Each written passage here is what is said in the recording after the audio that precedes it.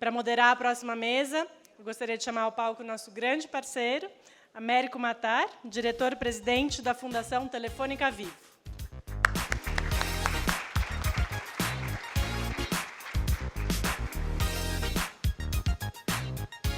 Boa tarde, gente. Primeiro, só um comentário, né? Falar depois do Edgar é sacanagem demais, hein? O Edgar tinha que fechar o trem todo, não pôr a gente nessa situação constrangedora, viu, Edgar? Isso ficou na conta, tá? Tá anotado esse negócio. Mas, que desafio esse, né?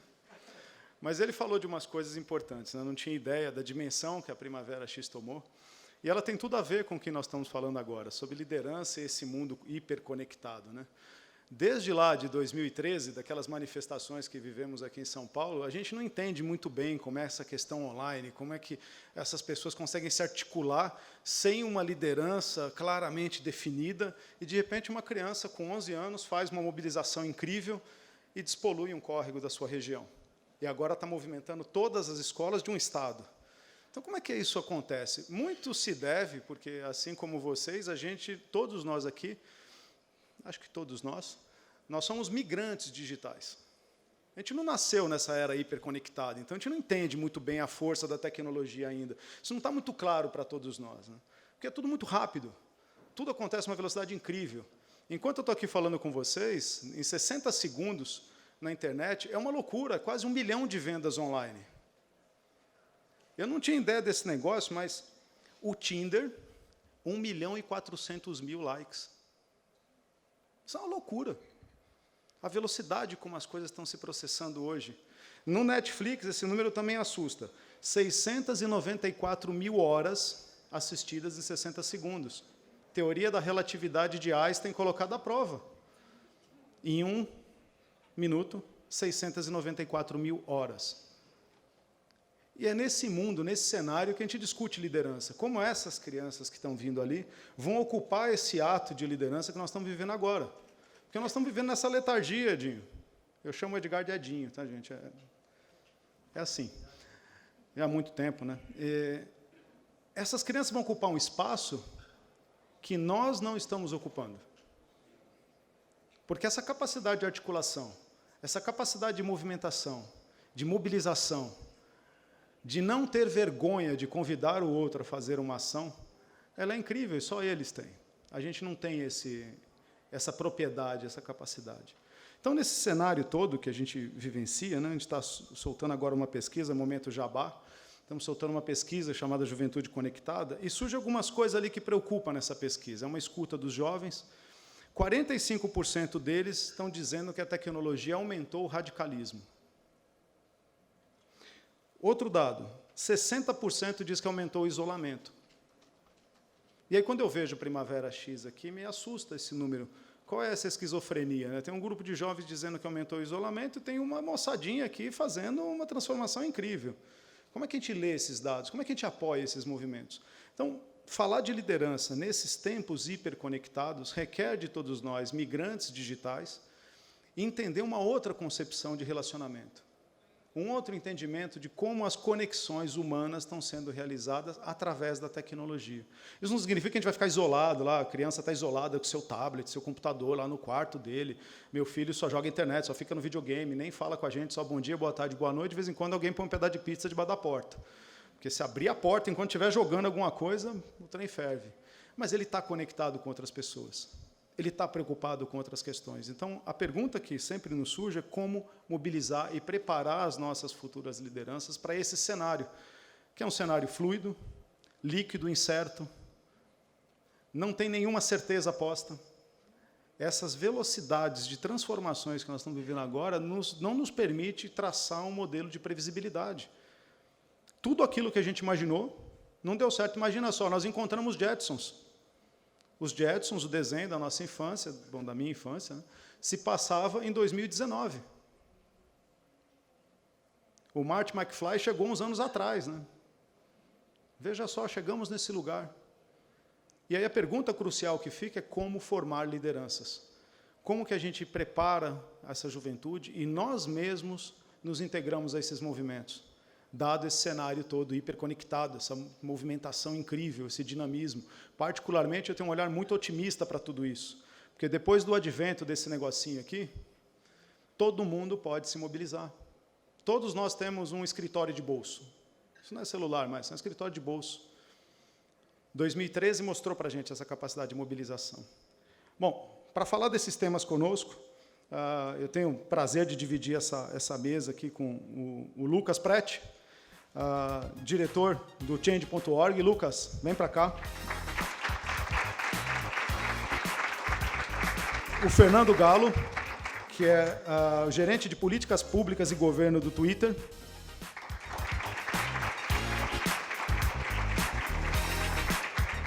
E o Diego Ontanella, cadê o Diego? O Diego está vindo ali. Diego Ontanella, que é o CEO e cofundador do Latin American Leadership Academy, o LALA. E a gente vai ter a chance de bater um papo com eles sobre o que é essa nova liderança, como eles estão enxergando isso sobre dimensões diferentes. O Twitter, que é um grande articulador e movimentador das redes sociais, nós temos uma visão que vem do Change.org, que é a nossa plataforma, que hoje mobiliza causas e faz uma pressão popular importante, e o LALA, que está preparando essas crianças para o dia de amanhã. Então, é nesse cenário que a gente inicia esse nosso bate-papo, com esse mundo em transformação e em mudanças. Eu queria convidar o Lucas, e ele fica à vontade de falar, só peço para ele ficar de pé, para o pessoal do fundo ver ele, ou então ele vem aqui para o palco falar com vocês. A gente vai ter um tempo para cada um deles. No final, nós vamos ter um espaço de perguntas e respostas. Respostas não sei, mas perguntas da parte de vocês. A gente vai tentar responder todas elas, na medida do possível, para a gente interagir. Que essa seja uma mesa que a gente possa bater um papo, e não uma mesa formal. Então, sintam-se à vontade de perguntar ao final desse nosso bate-papo. Lucas, vem para cá. Ele ficou lá. Alô? Tentei, né? Uma piadinha para começar. Esse é o meu computador. Eu fiquei pensando ali da mesa, falei, nossa, meu computador está saindo na todas as fotos com a Paula aqui falando. Enfim, desculpa por ter hackeado com os adesivos as fotos do evento. Boa tarde a todos. Eu estou bastante feliz de estar aqui. Queria agradecer o Idis também pelo convite. Eu estive à frente da Change.org no Brasil nos últimos 4 anos. Quando eu cheguei, na verdade, em 2012 eu entrei, saí, voltei em 2015 para dirigir o time.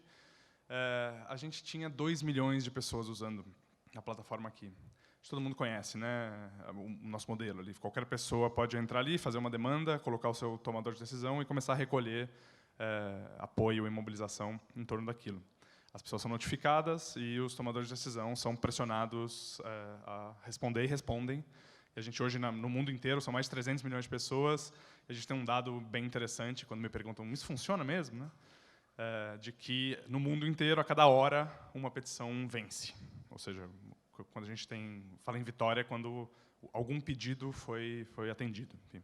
E os pedidos são desde alguns que eu vou mostrar, grandes causas, Amazônia, enfim, coisas realmente que as pessoas têm como relevantes, até outras que as pessoas não têm como muito relevantes, mas que, na verdade, são muito importantes para pequenas realidades. Né? Por exemplo, aqui, vamos fazer um diretor de uma escola se engajar em não sei o quê, vamos salvar esse córrego, enfim. Esse tipo de coisa a plataforma também vê bastante.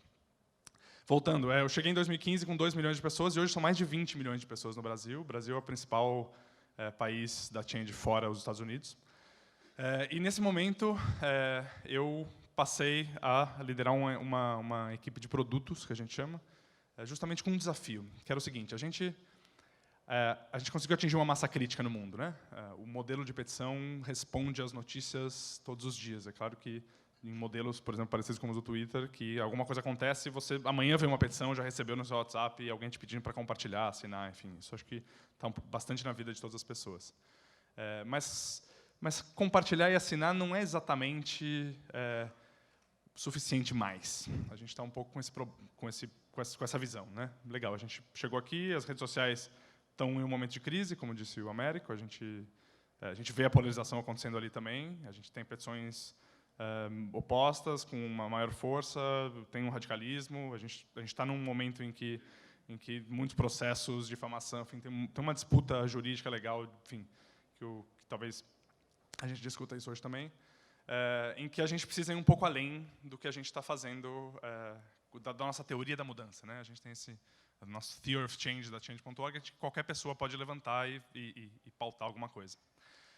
E o meu desafio é exatamente tentar ir além disso, com uma equipe que está espalhada pelo mundo. A gente tem gente na Índia, em Bangkok, na Tailândia, gente no Canadá, gente na Argentina, no Brasil, para tentar fazer engenharia e novas plataformas a partir do sul global e de uma maneira de baixo para cima. Enfim, eu abracei esse negócio, estou propondo um pouco isso dentro da Change, porque a Change é uma plataforma americana, tem um mindset um pouco do one size fits all, né? Bom, a gente desenvolveu isso que se aplique. Eu acho que esse na verdade é o problema um pouco colonialista aí que eu tenho contra Facebook, Twitter, todas essas coisas. A gente também pode falar disso se vocês quiserem.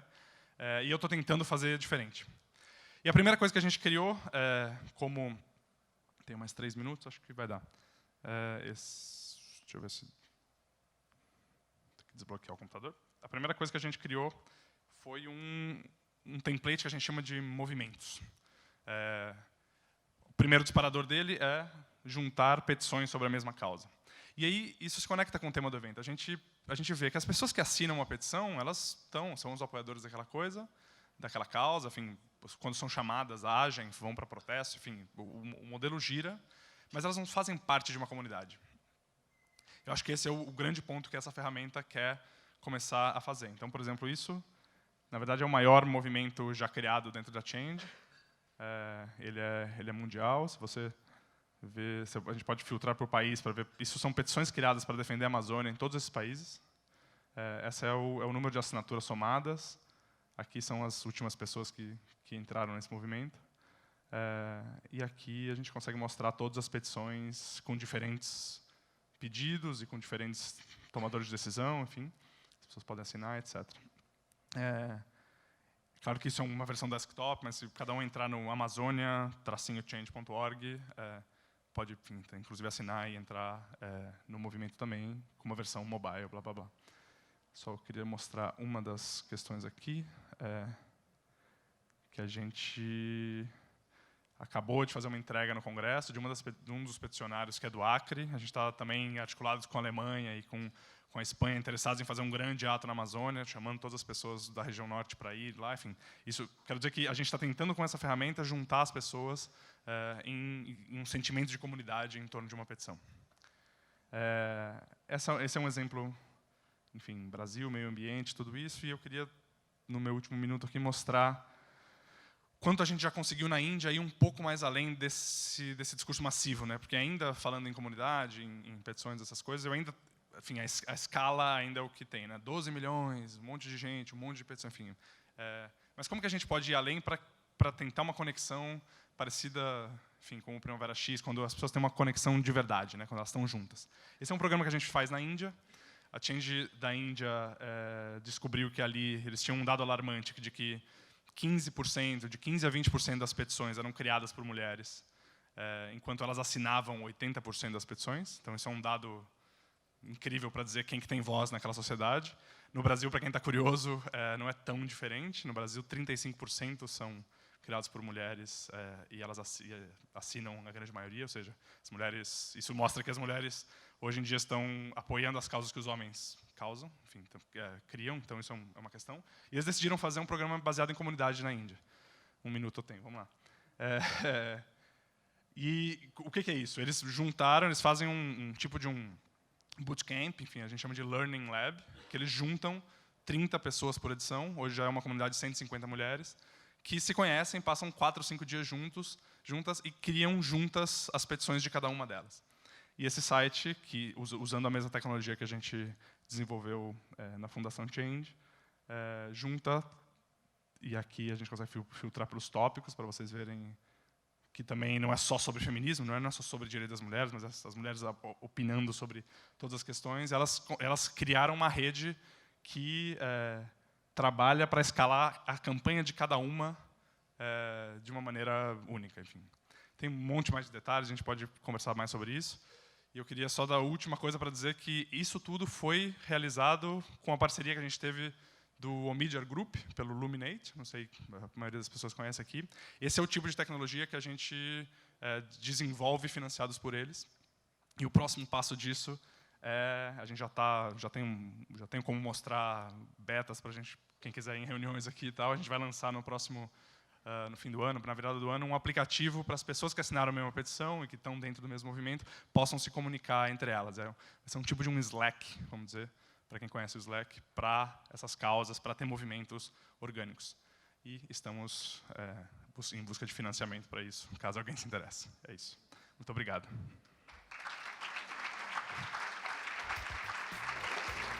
Obrigado, Lucas. Acho que esse ponto reforça o que eu citei antes, né? Quanto tempo a gente gastaria 10 anos atrás para reunir 13 milhões de assinaturas? Quanto tempo a gente gastaria? É impensável isso há 10 anos atrás. Eu queria convidar o Fernando agora para contar para a gente alguns cases interessantes do Twitter, de como o Twitter está sendo utilizado para mobilizações e causas do bem. Fernando, seja bem-vindo.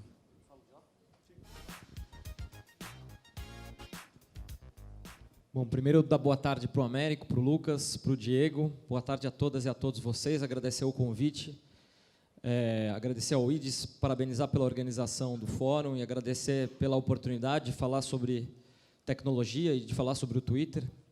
Se tem uma coisa que me dá prazer é falar sobre o Twitter. Eu sou suspeito porque eu trabalho no Twitter faz 3 anos, mas eu uso o Twitter há 9. E eu gosto muito da plataforma.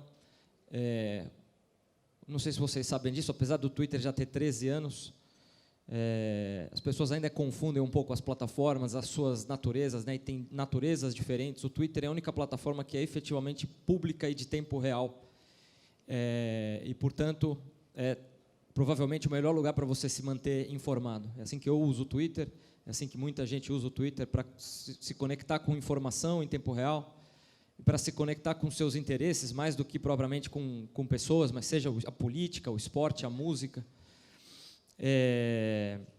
E a gente acredita que o Twitter tem um impacto positivo no mundo.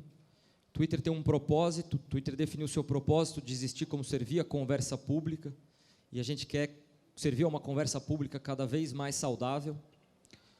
E acreditando que o Twitter tem um impacto positivo no mundo, a gente também quer que o Twitter reflita, né, que a empresa reflita esse impacto da plataforma. Por isso que a gente tem um programa de filantropia corporativa,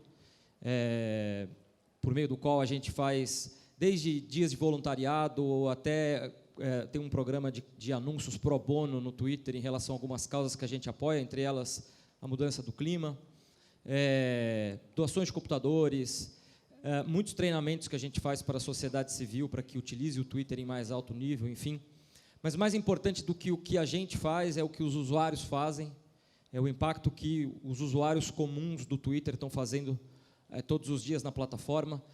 Uma das belezas de plataformas como o Twitter é que elas permitem que determinados grupos sociais sempre tiveram a oportunidade de ter uma voz na esfera pública, de serem ouvidos na esfera pública. O que as plataformas de alguma forma fazem é alargar essa esfera pública e permitir que alguns grupos se mobilizem e chamem atenção para suas causas. Perdão. Foi por meio de uma hashtag, o movimento Black Lives Matter nasceu como uma hashtag no Twitter depois do assassinato do jovem Ferguson, e depois virou um movimento da sociedade civil organizado fora dele, assim como o movimento Ni Una Menos, que surgiu na Argentina, também protestando contra a violência contra 2 jovens argentinas, nasce como uma hashtag no Twitter e vira um movimento da sociedade civil organizada fora do Twitter. Mais recentemente, a gente teve o Me Too, por meio da qual mulheres ao redor do globo puderam expressar os episódios de abuso e de violência que haviam sofrido e dizer, comigo também. A gente vê isso com frequência acontecendo na plataforma, movimentos que estão pegando experiências altamente negativas e transformar aquilo numa contranarrativa positiva no mundo. Eu quero contar 3 histórias que eu acho que simbolizam muito esse poder do Twitter, Américo. A primeira, eu não sei se vocês conhecem o René Silva. René é um jovem do Rio de Janeiro, fundador do jornal Voz das Comunidades. Ele fundou um jornal, ele mora no Complexo do Alemão, um jovem negro, morador do Complexo do Alemão. Com 11 anos, ele resolveu fundar um jornal para falar com a comunidade dele. E ele começou a tirar ali 50 cópias por mês, o jornal foi ganhando visibilidade ali dentro do complexo, até que em 2010 o Exército resolveu ocupar o Morro do Alemão. Tiro para tudo quanto é lado, a polícia a imprensa não conseguia subir, não conseguia saber o que estava acontecendo lá em cima, e de repente os jornalistas começaram a sacar, a se lembrar de que o René e o Voss tinham uma conta no Twitter. É pena que ele não está aqui para contar essa história hoje, porque seria muito melhor ouvir da boca dele. E o René, já ouvi ele contar essa história algumas vezes, ele diz, ao meio-dia eu tinha 180 seguidores, de repente comecei a receber notificação no meu celular, notificação.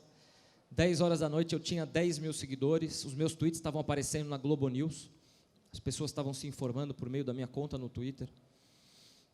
2 dias depois o Luciano Huck estava na minha casa, e o René, a partir desse episódio, ele virou uma liderança com uma projeção nacional, e ele continua sendo não só o editor do Voz, mas é uma liderança comunitária, uma personalidade que continua usando o Twitter para impulsionar causas para o bem. Inclusive, toda Páscoa, por exemplo, ele faz arrecadação de ovos de Páscoa para doar para as crianças no Alemão, ele faz arrecadação de roupas quando vai chegar o inverno, Dia das Crianças, Natal, e ele usa o Twitter para fazer isso. Na última Páscoa, ele falou, batemos o recorde, dobramos ano passado, conseguimos distribuir 10 mil ovos de Páscoa aqui no Complexo do Alemão. Um outro episódio que eu acho marcante, eu costumo contar sobre ele em algumas ocasiões. 2 anos atrás, um criador de conteúdo chamado Jérôme Jarret, ele fez um tweet contando que ele tinha acabado de falar com um amigo dele que estava trabalhando como voluntário na Somália, e que estava em estado de choque porque tinha acabado de ver uma garota de 6 anos morrer na frente dele, desnutrida, desidratada, porque tinha caminhado 90 quilômetros com a mãe para tentar fugir da guerra e da seca. E o Jerome fala que ele fez uma pesquisa na internet, que dizia que aquilo era revoltante que a mídia mainstream não estava falando sobre esse problema, e que as pessoas deviam fazer barulho. Ele tinha feito uma pesquisa na internet e descoberto que só havia uma única companhia aérea que voava para a Somália. E que, portanto, as pessoas deviam levantar uma hashtag pedindo que aquela companhia ajudasse a liberar espaço no avião para enviar comida e água para a Somália. Resumo da ópera, a galera começa a se mobilizar, e quando as comunidades se mobilizam, isso é muito poderoso. A companhia aérea, que era a Turkish Airlines, percebe que aquilo estava acontecendo porque aquilo começa a aparecer nos trending topics do Twitter no mundo inteiro. E ela não se vê em condição de fazer nada mais do que o que ela fez, que foi ligar para o Jerome e dizer, estamos liberando aqui 60 toneladas de espaço dentro do avião, agora vão atrás da comida. O Jerome levanta um financiamento coletivo na plataforma. Em um dia eles levantaram $1 milhão, e em 2 ou 3 dias levantaram $2,5 milhões e mandaram 60 toneladas de comida. A ação continuou, depois eles passaram a comprar comida localmente para ajudar a fomentar a economia local. Em 2 meses já tinham comprado 500 toneladas de comida, distribuído 500 toneladas de comida, 1 milhão de litros de água. Para terminar, o meu tempo já esgotou, eu vou contar um caso com o qual eu estou obcecado, talvez é a palavra, de uma mulher do Rio Grande do Sul, brasileira, Winnie Bueno. Yalorixá, estudante de Direito, ela é doutoranda em Direito. Essa aqui eu encerro, prometo. Mulher negra, feminista, ativista. No dia 20 de novembro do ano passado, foi ao Twitter dizer o seguinte, eu estou vendo aqui um monte de branco falando que está celebrando o Dia da Consciência Negra, eu quero ver se vocês estão dispostos a fazer um ato concreto. Falar é muito fácil, eu quero ver se vocês podem fazer. Tem um monte de pessoas negras que estão estudando e não têm condição de comprar um livro, porque é muito caro, o livro no Brasil é muito caro. Se você é uma pessoa negra que está precisando de um livro e não tem condição de comprar, manda uma DM para mim, uma mensagem direta, privada, que eu vou achar um doador para você. Vamos ver aqui quem que vai se mobilizar. E a Winnie diz, para minha surpresa, apareceram várias pessoas brancas dizendo, eu dou. E desde o dia 20 de novembro, ela criou o que ela chama de Tinder dos livros, porque ela faz match entre pessoas que querem livros e pessoas que querem doar esses livros. E todos os dias vocês podem acompanhar essa história pela hashtag Tinder dos livros, usando a busca do Twitter. Vocês vão ver que os livros estão chegando na casa de pessoas que em muitos lugares, eu tenho amigos que já doaram, em muitos lugares o correio não chega. e a Winnie está conseguindo mobilizar a comunidade do Twitter para fazer os livros chegarem. A campanha está crescendo. A última vez que eu perguntei para ela, 1 mês e meio atrás, ela me disse que mais de 700 livros já tinham sido doados. Essa semana ela tweetou dizendo que a estante virtual topou apoiar o projeto e é uma coisa que está crescendo e a gente está planejando grandes coisas com ela. É esse tipo de coisa que a gente vê no Twitter todos os dias. Não se nega os desafios vários que a plataforma tem, mas a gente tem certeza de que o Twitter continua sendo uma força muito positiva por exemplos como esse. Por hora é isso aí. Muito obrigado.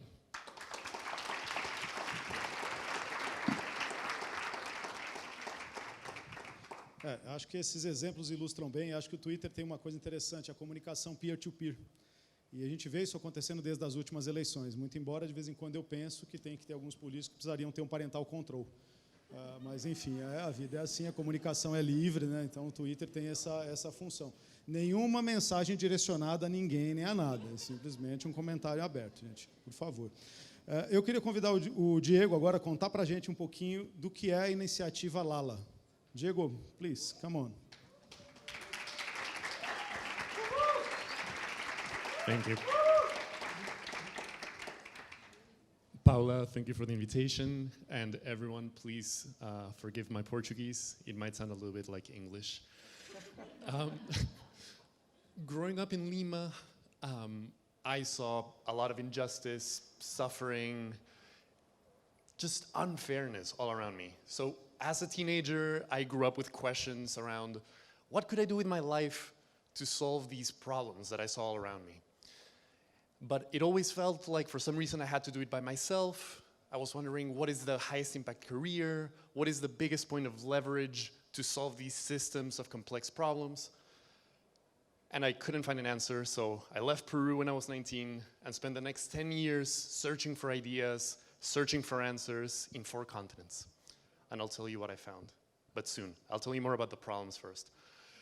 The problems that I was trying to solve in my head were, one, how do I solve one problem in one community? Should I choose Lima because I was from there, or should I choose Huancavelica in one of the provinces of Peru where the real problems were? Or what about Bolivia? What about Guatemala? What about countries that had bigger problems than Lima, than Peru? But then, even if I chose one problem and dedicated my whole life to solving that one problem, if I was lucky, and it would take my whole life, I would solve one problem. And these are systemic, complex problems. Like, there's no one silver bullet that unravels the whole system. So all answers felt insufficient. Then I even asked myself, why am I another white guy from the West, from some elite university, going around the world saying, you know, what is your problem? Let me solve your problems. What was happening with the people there? Why were we not hearing their voices? Why are they not here speaking to you? So fortunately, I did find hope. And I found it at an unlikely place for a Peruvian in Johannesburg, South Africa, at a nonprofit called African Leadership Academy, where I worked for 3 years. And here's the basic idea that we're now bringing to Latin America with LALA, Latin American Leadership Academy. Basically, instead of us trying to solve other people's problems, let's find the people in those communities who, after growing up with those injustices, that suffering, that unfairness, instead of being crushed by that, like a diamond being formed by nature, have become incredibly strong, have become incredibly resilient, determined to solve these problems. Those people exist, and we can find them. But let's find them young. Let's find them while we can still develop them, while we can still change their trajectories, so they get a good education, they build social networks, so that one day they can have the same level of skills, access to networks and resources that we here have. And if we succeed at that, and we help them solve the problems that they care about, we can solve thousands of problems through them. But the idea gets even stronger, and this is why I love the theme of this conference, that if we build a community of these people, kids who one day want to be politicians, others who want to be technologists, others who want to be scientists, artists, musicians, business leaders, community organizers, and if they come from the richest schools and the poorest schools from the whole continent, and this community starts cooperating to solve the biggest problems together, then we actually have a chance. So this is the idea of Lala. We started effectively last year. We found already 400 of these young leaders in 15 countries in Latin America. Brazil is actually the biggest market. We found already 200 from the most elite schools, like Avenues, Graded, and I'm sorry, I'll try to remember some. Colegio Farias Brito, Escola Parque, I'm sorry for the pronunciation. But also from favelas, public school, federal schools, again, sorry for the pronunciations, in Santarém, Lajeado, Macapa, Bonfim, Capão Redondo, Complexo da Mare, Belfort Roxo, and many other places in Brazil that I've never been to. And I'm not pretending to solve their problems, they're the ones. But also, it is urgent that we find them. What we're finding is that these kids are alone. They're lonely, they're being pressured to focus on university, people are not speaking this language, they're not sharing this mission, so many of them are stressed out of their minds, they feel lonely, they're stressed out. So they could be the change makers of tomorrow, and if we don't find them young and support them, we risk losing them. Instead of hearing my voice, I would rather have you listen to one of our students, Maria Antonia from Salvador Bahia, who I would rather have her tell her own story. And she's joined here by 3 other alumni from Lala who have come in community with her. So I hope you enjoy her story.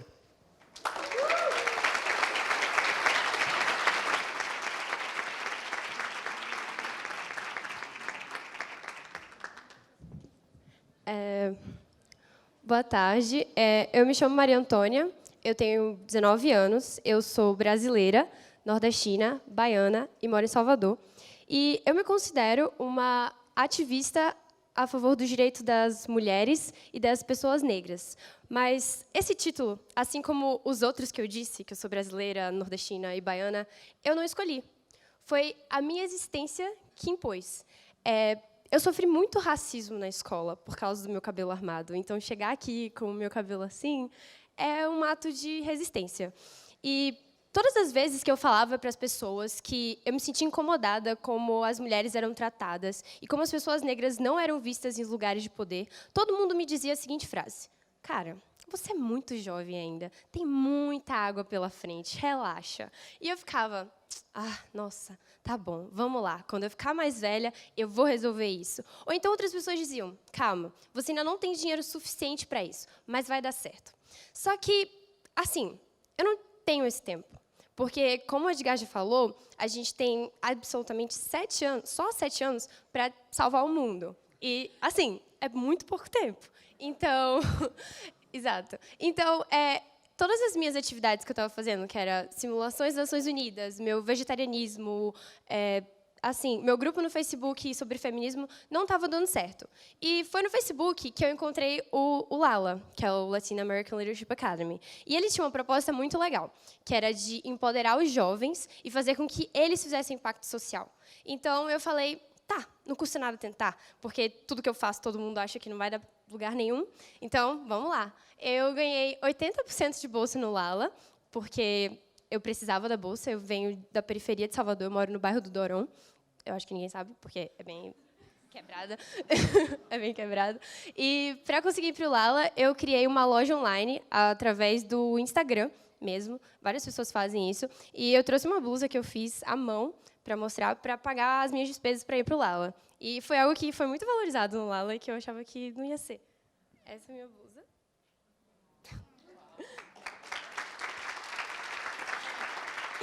Sim. E quando eu cheguei lá no LALA, foi incrível, porque eu vi vários jovens que eles tinham os mesmos ideais que eu, e eles se sentiam extremamente sozinhos, que nem eu, e eles queriam ser ouvidos. E eu falei, caramba, onde é que vocês estavam? Por que eu não conhecia vocês antes? E acho que a coisa mais importante lá foi ter conhecido a Bianca, o João, a Cecília, o Marcelo, todo mundo. E teve uma experiência que foi muito importante no LALA, que foi a visita ao Instituto Favela da Paz, que fica na periferia de São Paulo. Lá, eu pude ter contato com o Claudinho, que é o coordenador desse instituto, que desenvolve várias atividades lá, como o VEG Art e um estúdio de gravação para as pessoas da própria comunidade. E eu me identifiquei bastante com o projeto do Claudinho, porque também era na favela, assim como eu também morava na favela. E eu percebi que você pode, sim, fazer impacto social tendo zero dinheiro. Você só precisa de duas coisas. Primeiro, você precisa daquele acreditar inicial. E, segundo, você precisa entender a sua comunidade para que ela realmente te dê suporte. Porque antes eu só gritava para o mundo que eu queria que ele mudasse, mas eu não entendia como que as pessoas mais velhas podiam me ouvir. E foi no Lala que eu aprendi isso. Então, o Lala me mostrou a perspectiva de que os jovens eles podem sim mudar o mundo, as pessoas só precisam acreditar neles e que não importa de onde a gente vem. A única coisa que importa mesmo é para onde a gente vai e com quem a gente está indo.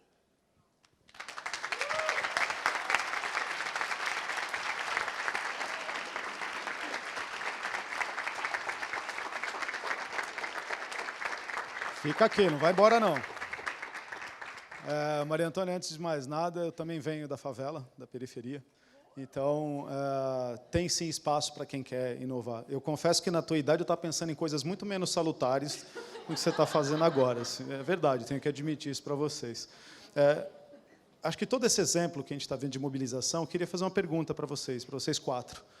O que significa a palavra comunidade para vocês? Eu vou fazer cara de surpresa, fingir que eu não sabia que era essa pergunta. Ok, comunidade. Meu nome é Bianca Inocêncio, eu tenho 16 anos. Eu sou moradora de uma favela no extremo sul daqui de São Paulo, na região do Grajaú, é o 7 de setembro. E comunidade, para mim, significa identidade. Durante toda a minha infância, eu sempre gostei muito de artes, de coisas relacionadas à criatividade. E, no Lala, eu descobri que essa criatividade ela poderia ser utilizada não só para mim, não só para eu desenvolver coisas para mim, e trabalhos artísticos só pela arte, assim, ainda que isso seja muito legal. Eu descobri que isso poderia ser utilizado em prol da minha comunidade, em prol da sociedade. E é o que hoje eu tento fazer. Eu tento levar minha comunidade comigo para todos os lugares. Faço questão de dizer que eu sou da favela do 7. E hoje eu quero trabalhar com uma startup de sustentabilidade para poder levar isso lá para o 7 de setembro.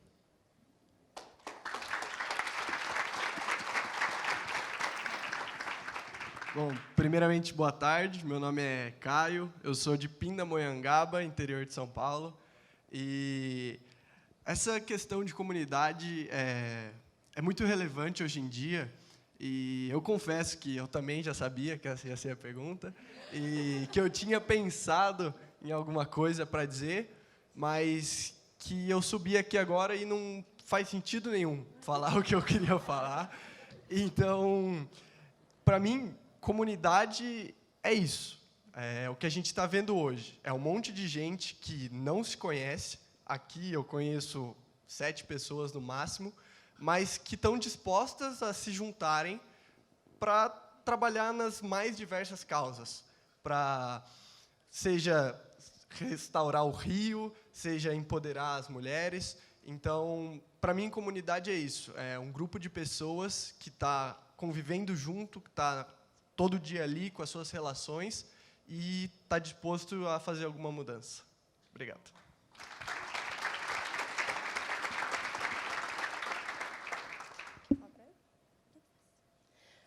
Bom, então, depois que eu saí do Lala, eu tenho que explicar isso para entender o sentido de comunidade para mim. Depois que eu saí do Lala, eu fundei um clube chamado Roda Baiana, que atua em Salvador mesmo, e a gente faz palestras sobre igualdade de gênero e a importância de se educar meninas sobre coisas básicas, tipo, assim, uso de preservativos, gravidez na adolescência, coisas que ninguém fala, mas que acontece muito.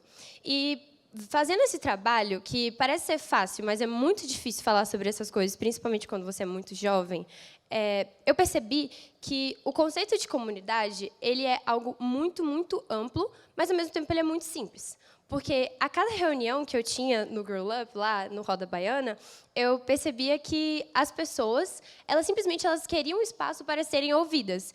Então, a gente tinha que criar esse espaço, sabe? A gente tem que criar esse espaço de identificação, de espaço de escuta. E não existe. Principalmente quando você é jovem, porque eles dizem que você deve focar em outras coisas. Ao invés de falar, você deve focar em estudar para entrar na universidade, para ser importante, e daí, depois que você for importante, você fala. Mas eu acho que a gente é importante agora, né? E a gente deve falar e vocês devem ouvir a gente. Então, a comunidade é justamente esse espaço de escuta, para mim. Ih, menina, muita gente. Meu nome é Ruth, eu tenho 16 anos, moro aqui na periferia de São Paulo. E, para falar para mim o que é comunidade, eu tenho que falar rapidinho um pouco da minha história. Há 3 anos, eu conquistei uma bolsa de estudos em uma das melhores escolas de São Paulo e, consequentemente, eu me tornei a única aluna negra entre milhares de alunos brancos de elite. E, a partir disso, eu percebi que comunidade é totalmente sobre sensibilidade.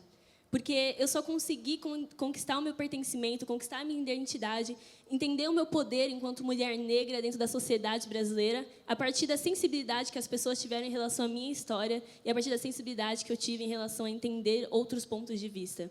E por isso que eu creio que comunidade é muito sobre você entender o potencial que a sua história tem. E por isso que um dos meus grandes desafios é mostrar para os outros jovens isso, para que a comunidade Lala não seja só 500 pessoas ao longo da América Latina, mas que isso se estenda para muitos outros jovens.